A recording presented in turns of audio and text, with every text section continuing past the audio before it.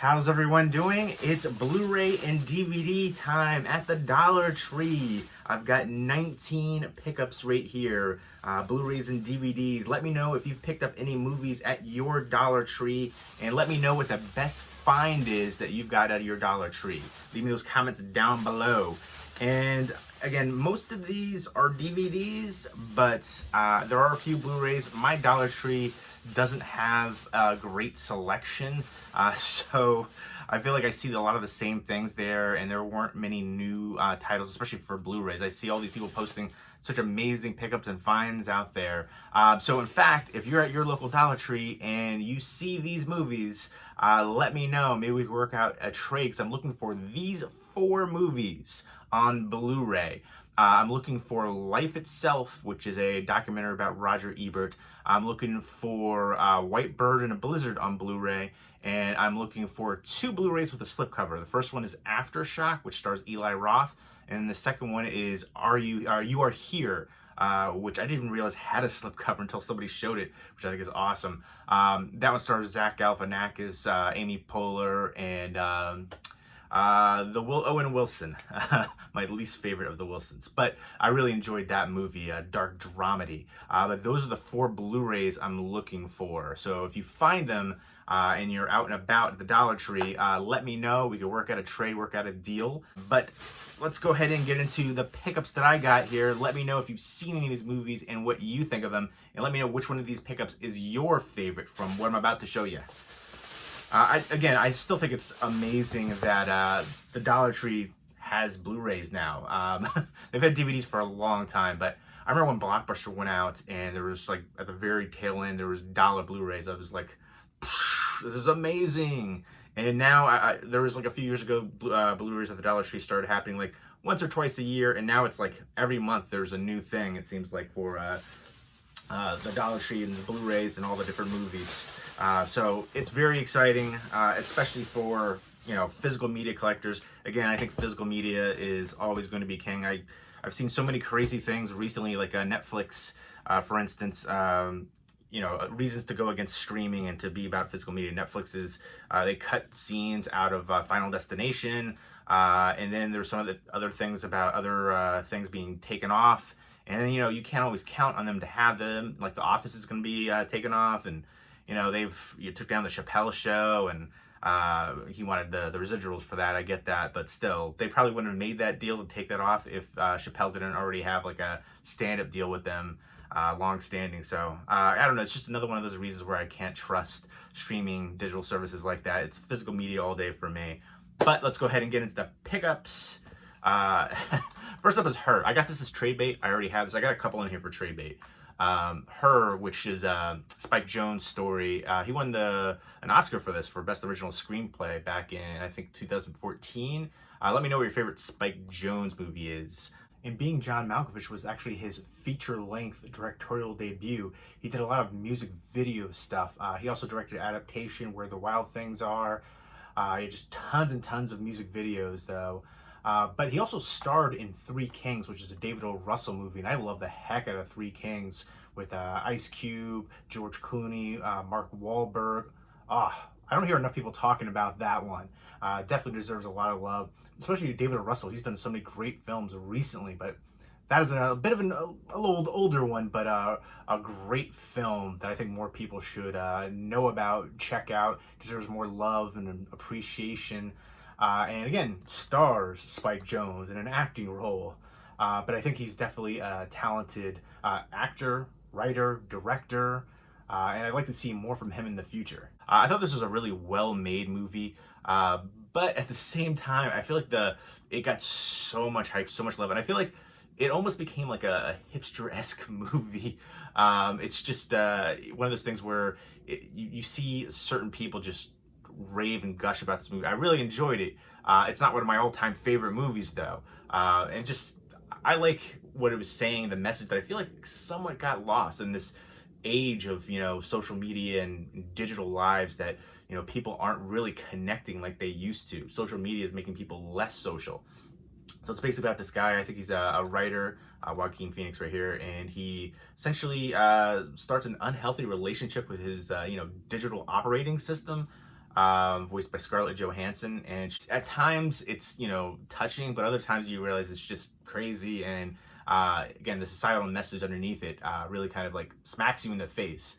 And I think you know, the importance of that was somewhat lost among certain people, I feel like. But this has some good special features here too, short film and some others right there. Great performance from Joaquin Phoenix, and Scarlett Johansson did a really good job with the voice acting too. You know, the inflection of her voice, the show emotion, things like that.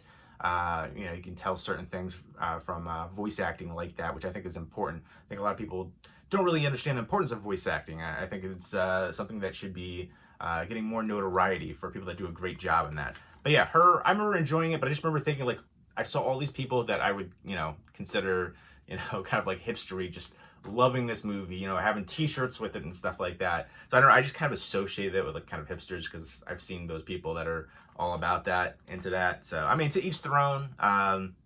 No no disrespect there to the hipsters out there, but I did enjoy the movie. I enjoyed the performances, but the message is what I took away the most from it.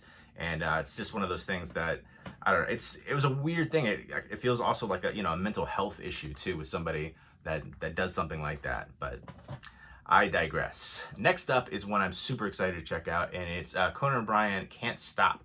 And it has commentary with Conan O'Brien. I didn't realize this after the whole fallout with NBC and The Tonight Show. He was legally prohibited as a contract stipulation from you know, from that. He was banned to do appearances on television, radio, and the internet for 6 months following his last show. The whole comedy tour was the legally prohibited from being funny on television tour, which I thought that was really funny. I actually really liked him. You know, he had after the Tonight Show, it was like the Late Show, and he was so good on that. And he took over after Jay Leno left. And I always preferred Jay Leno over David Letterman. A lot of people seem to like David Letterman more. I thought he was kind of a little bit slower witted, kind of like grandpa jokes. I know Jay Leno was also, you know, clean, but he was more quick witted. David Letterman seemed a little sleepy to me. Jay Leno was just right there on it. So I was definitely more of a fan of him. And apparently NBC was too, after Carson. But yeah, so this one to me, I really enjoy Conan O'Brien, and I'm excited to check this one out, to hear him talk about it. You know, going on tour, you're obviously going to see some of his performances doing the stand-up comedy, but also, you know, hear some of his feelings about things. I assume, you know, it's a documentary. And I know he went to TBS, I believe. I always get TNT and TBS confused. And I feel like I didn't hear anybody talk about him anymore. It's so unfortunate because he is absolutely hilarious. So definitely looking forward to checking this one out. Next up is Tim and Eric's $1 billion movie. I hate this movie so freaking much. I got this solely for trade bait, and because it has the slipcover, you probably can't see, but the lettering is like kind of like foily. I feel like it doesn't really pick up. You got to catch the light just right, and it's not really. It looks awesome, the slipcover. I'll give it that. But this movie is not for me. This humor is not for me. I feel like this is just total stoner comedy. And I feel like if that's the case, if you have to get high to think a movie's funny, then anything can be funny. But yeah, this is just, I don't know. I could not get into this type of humor. Just all kinds of weird noises and yelling and faces and just, just not for me at all. But I know this has like a huge fan following. I know people love Tim and Eric. You know, has Zach Galifianakis in here, John C. Reilly, Jeff Goldblum, I believe, has a small appearance in here too. Will Ferrell, Will Forte. So I don't know, fans of this, let me know. Has the Blu-ray DVD digital copy in here. So there's that. And sometimes, you know, if you get the Blu-rays or even sometimes the DVDs, and you can sell the digital copies too. I remember a few times going there and making more money selling the digital copies than what I paid for the actual movies. Next up is We'll Never Have Paris. I actually have another copy of this. I didn't realize it until afterwards. So I have another copy, brand new, still sealed, if anyone wants to do a trade for this one. I actually really enjoyed the heck out of this one. Stars Simon Helberg, who from Big Bang Theory, so good in that role, basically playing the same kind of role. He also had a small role in Old School too, and he was pledging. And then also Melanie Linsky right there from 2.5 Men. And I always thought she was a little bit older. She's not quite, I think she's like maybe like 6 years older, but I thought she was like much older. But it's basically about them. They had a long relationship, and it just didn't seem like the love was really there still. And then this really attractive blonde right there basically professes her love for him, and because he's gonna propose, and so that kind of throws things out of whack because he has only been with her, and so he decides to try out this situation, kind of take a break, and then she gets really upset and finds out about things and moves to Paris, and then he goes to Paris, and then she's like kind of seeing somebody else.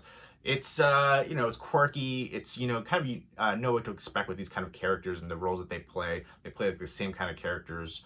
But I like the movie a lot. I feel like there was some emotional honesty there, and I appreciate that. There's a few other recognizable people in here. Zachary Quinto, who plays essentially like his best friend and confidant. But yeah, it's a rom-com, and again with the leads right here, you kind of know what you're getting with the characters and roles that they're going to play. But I enjoyed the heck out of it, so that was a nice pickup. Here's another one that I got that I realized I already picked up at a previous like Dollar Tree one. I haven't checked this one out yet, but if anybody's interested in doing a trade, let me know. To me, the cover, I was thinking, oh, it's going to be like a dance movie. I'm not really into those dance movies. But then on the back, it's more of like a high school party movie. It's 5 friends and how they deal with romance, money, sex, prom, college, bullies, Facebook, fitting in, standing out. And then it says, some of the hottest artists of the time. I guess were Snoop Dogg, YG, The New Boys, and Rejects. I'm not familiar with the Rejects. So this was apparently 2012. Look at this guy right there. That face is kind of hilarious to me. But yeah, it looks like on the front right here, Mario Van Peebles, who this is written, directed by him. I like him a lot as an actor. I remember him doing a lot of like action movies and exploitation kind of stuff back in the day, especially like the 80s and stuff. So I'm looking forward to checking it out because he's involved and I think he's talented. And then there were some musical artists in here, and I like the high school party movies. I'm not so much into the dance movies, but I already have one, so let me know if you're interested in that. And next up is Orphan Horse with Jon Voight, and it's basically about this girl who escapes her foster home and seeks refuge in a neighboring like rancher's place, and they form a bond with each other, and then she forms a bond with the horse. And he's, I guess, trying to, help her through these difficult times and all that. It seems like it's going to be very emotional. Next up, let's get on to the DVDs. Entourage, the movie. I have it on Blu-ray, so if anyone wants to do a trade for it, let me know. If you're a fan of the Entourage series, you'll enjoy it for what it is. It felt more kind of like I don't want to say a cash grab. The plot was kind of weak. I wanted more from it. It's nice to see all the characters back again and tons of cameos in here. But I just wanted more from the movie itself. It was an okay time. I was expecting a little bit better from it. Next up is Everest. Not to be confused with the Everest movie with Jake Gyllenhaal and Josh Brolin from, I want to say 2015. This one is, I believe, from 2007 on here. I believe that's when it was. But it stars Jason Priestley, William Shatner, and a few other recognizable people on here. Pretty straightforward story from what I can tell. People trying to survive Mount Everest, ice falls and chasms and all kinds of different things. Things go wrong, catastrophe happens, and so yeah, just the perils and dealing with that. It's Everest. It might happen. I don't know. For me, I'm not a big adrenaline junkie like that. I'm not going to be wanting to even think about climbing Mount Everest. To each their own, though. If you climb Mount Everest, you might not make it. That's, unfortunately, I think some of the stories are, people pass away and they're not even able to retrieve some of the bodies and stuff like that. So, yeah, I don't want to ever be put in a position where somebody can't retrieve my body like that. It's also like jumping out of a plane. You're never going to catch me jumping out of a plane unless that plane is going down. I'm not doing that for funsies. You have to sign a waiver where your family can't sue if you pass away from jumping out of a plane. If you pass away from jumping out of a plane, if they're not going to ask what happened, they're going to be like, oh, well, you jumped out of a plane. It blows my mind that people do that for fun. But again, to each their own. This one, again, the cast drew me in. I remember there was a movie with Jason Priestley. I think it was called like Calendar Girl. It was kind of like I think they were trying to meet like Marilyn Monroe back in the day. It was set during I want to say maybe the 50s. But I don't think that has a physical media release. So maybe one day that will get a physical media release and I can pick that up. But yeah, of course, from 90210, he's been in a bunch of other stuff as well. But most notably known, from 90210, Brandon Walsh. But yeah, William Shatner too. course. He's done a bunch of stuff too. Actually, you know, the Christmas Horror Story movie, he was the radio DJ in there, the wraparound story. I liked him in that, but he'll always be James Tiberius Kirk. But yeah, this one looks interesting though. I like these kind of stories, survival stories, especially with the snowy setting. Always been fascinated with that. Next up is High Roller, the Stu Unger story. I used to play poker a lot, Texas Hold'em, and I definitely used to watch on ESPN2 the World Series. And you know, I've heard of Stu Unger.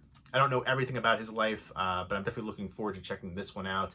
It stars Michael Imperioli as the lead right here, just about his life. I believe his nickname was The Kid. He was one of the youngest players ever to win the Vegas World Series of Poker, and he became a 3-time champion, and just going through his, you know, rise and fall, you know, backroom card parlors in New York City, glamorous casinos of Vegas, you know, just struggle with his internal demons, greed, obsession, apparently, you know, spiraled into drugs, womanizing, and high-stakes gambling. So I think he passed away, was it the 90s maybe? I can't remember for sure, but a lot of these players are still going to this day. When I first saw the World Series of Poker on ESPN, however long ago it was, I think it was at Moneymaker that might have won. I can't remember the really big one that just made it all explode. But I remember having like a weekly game with some of my friends too, so that was fun. Fortunately, that's a thing of the past though. You know, family, kids, and stuff like that. It's hard to get people together, and then with everything going on in the world today too. But this one looks interesting. Again, I like poker. I like hearing some of the crazy stories about the characters too. Like some of the poker players, just, you know, their personalities are just out there. Next up, Zootopia. I kind of did a double take when I saw this. Apparently it's based on a international smash hit play, which I've never heard of before. But I was like, can they say that? Can they make a movie like this today? But I guess they can. I like the cast in here. You've got Jamie Lynn Sigler. You've got Nicolette Sheridan, Rita Wilson, Jennifer Love Hewitt. I'll never forget. She was on George Lopez. She was on the George Lopez. He had like a kind of like a late show, Tonight Show kind of thing going on for a bit. And I believe that was the show she was on. And she said she bedazzled her hoo-ha. I was like, what? I feel like I can never forget that. But it also has Peter Stormare, John Lovitz, Tom Arnold, Joel David Moore, a few other recognizable people in here. It's basically about childhood friends, and one of them is getting married, and he doesn't want to marry Jamie Lynn Sigler. Are you crazy? How could you not want to marry her? Especially Joel David Moore. Come on, man. How are you gonna, come on, you can't pass that. I don't know, maybe personality, maybe she's terrible, I don't know. I digress. She's a babe though. And then the other friend kind of is pretending to be Jewish and trying to get his friend to help him find a Jewish girl. And it says on the back here that this was actually kind of funny. He wants a Jewish girl so that he'll never have to make another decision for as long as he lives. It's like, is that really how that works? I don't know. But yeah, to be honest, the big draw here for me was Jamie Lynn Sigler and then Jennifer Love Hewitt. I'm a big fan of both of them. I do like some other people involved. I think Tom Arnold is hilarious. I've met him a couple times. Really nice as well. Joel David Moore, also really good. Peter Stormare. Of course, he'll always be remembered for Fargo, but he's been in a bunch of stuff. I think he's a really good actor. So, you know, I guess this is all about like Jewish romance, kind of like My Big Fat Greek Wedding-esque. But Zootopia, you couldn't make that up. Apparently it's a play. John Lovitz, I'm a fan of John Lovitz too. Next up, you know, speaking of John Lovitz, The Critic. I loved the heck out of that animated TV show. Hilarious. He did the voice work for that. Next up is Online. Temptation is just one click away, from the producer of What Would Jesus Do? So I assume this is like a faith-based film. Basically this guy who's happily married. Is he though? If he's doing what he's, you know, talking about in here. He's logs on a social networking site and reconnects with an old high school flame. What starts as a, you know, harmless hello rapidly escalates into rekindling of their past romance. So I guess things are happening from there, and you know that decision changes everything. You know, his whole life turns upside down. So now he has to find his way back to God to get on a path for forgiveness from Mary and God himself. God and himself. So, I guess it's asking, God's forgiveness for, sticking his junk into another woman while he's married. That's what I'm getting here. The scene right here looks so dramatic. Please, God, forgive me for sticking my junk into some other woman. Ah. That's what it looked to me. The premise, just that idea of it.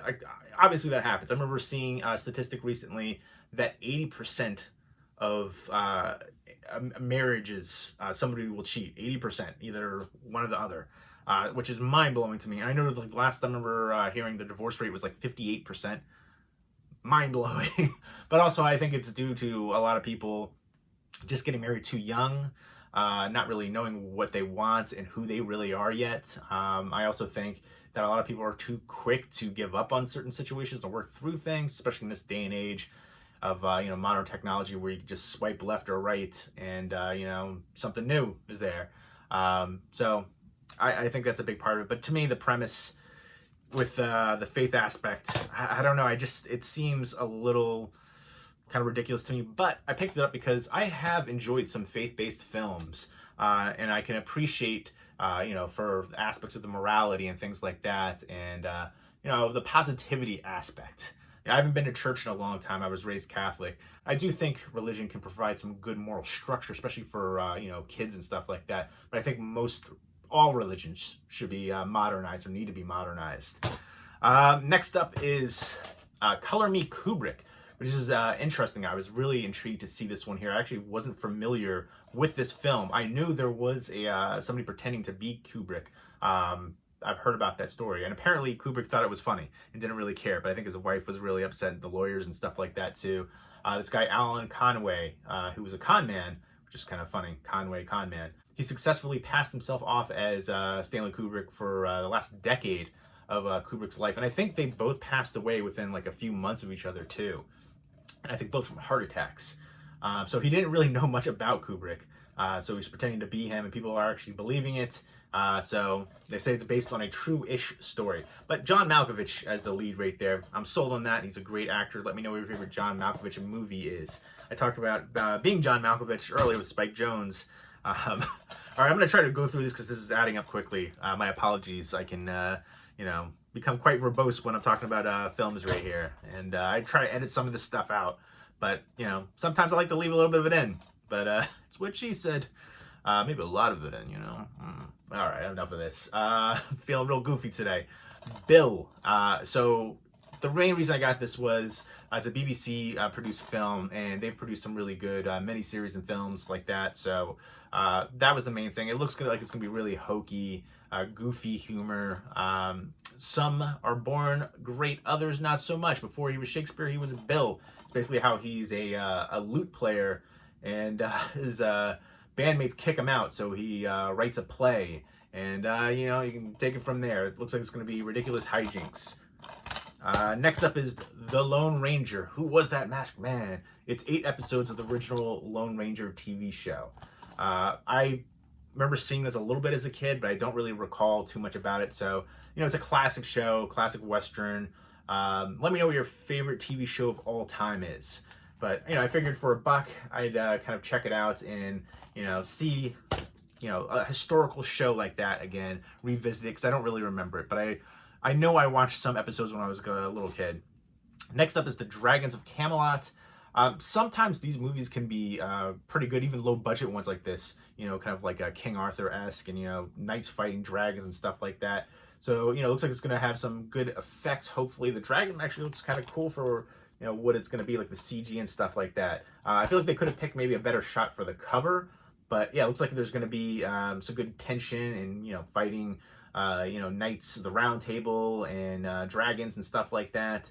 So I'm curious to see how that's going to turn out. For $1, why the heck not? Next up is Cloudy with a Chance of Meatballs. Lobster Claws is coming to town. It's all new to DVD holiday special. I remember really enjoying the first one. The second one, I remember thinking it was decent, but it's, it's a fun animated holiday special. Why the heck not? Let's check it out. I like lobster claws. I think that's actually kind of hilarious. So it's in the, the Christmas spirit right here. And I'm actually rocking a Gremlin shirt. And I realized I have a couple different Gremlin shirts. I actually watched that a couple days ago.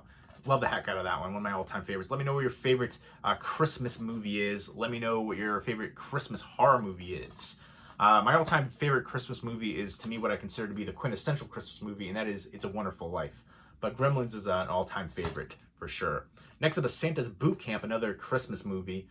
Basically, the elves are tired of making toys for ungrateful children of the world.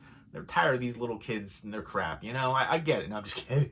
But so basically, Santa picks 6 bratty teens to, help him at the North Pole and to save Christmas and the holiday spirit.